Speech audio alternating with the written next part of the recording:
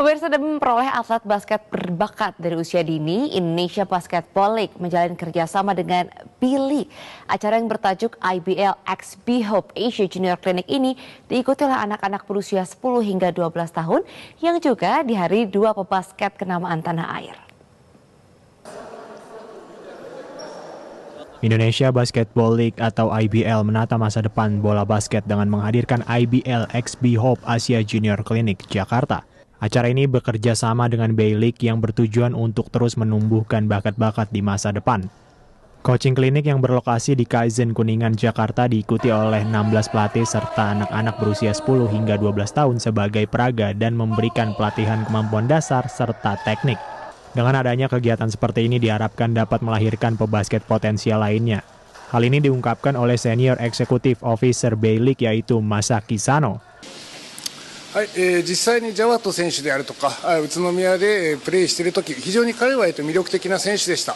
そういった選手が若い世代からどんどん出てきてくれる、そんな可能性を感じています。日本もインドネシアも非常に若いファンを獲得できていると思っています。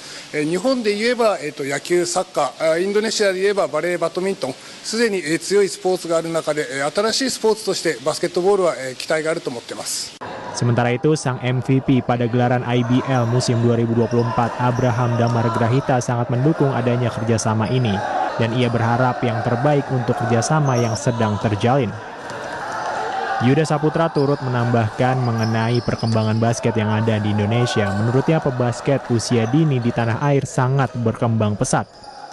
Oh yeah, I think it's a part of the collaboration between the IBL and the B-League. So I think it's a really nice thing. And me as that I play in B-League, I used to play in B-League, and now I'm playing the IBL. So I think it's always my obligation to support the collaboration, and I think I hope for the best for the collaboration. Kids nowadays have a lot of skills. Like it's really different from back in my days. Like when I was a kid, I didn't have that much skills. I only know about dribble, a layup, and shoot. That's it. But kids nowadays, they can do everything like reverse spins, stuff like that. I think it's because, yeah, basketball is now really a global sports. We can watch a lot of basketball even in YouTube and stuff like that. I think, yeah, kids nowadays really good though. Kegiatan seperti ini harus mendapatkan dukungan penuh dari berbagai kalangan. Selain dapat melahirkan bibit muda, tentunya sekaligus melahirkan generasi baru bagi pebasket tanah air ke depannya.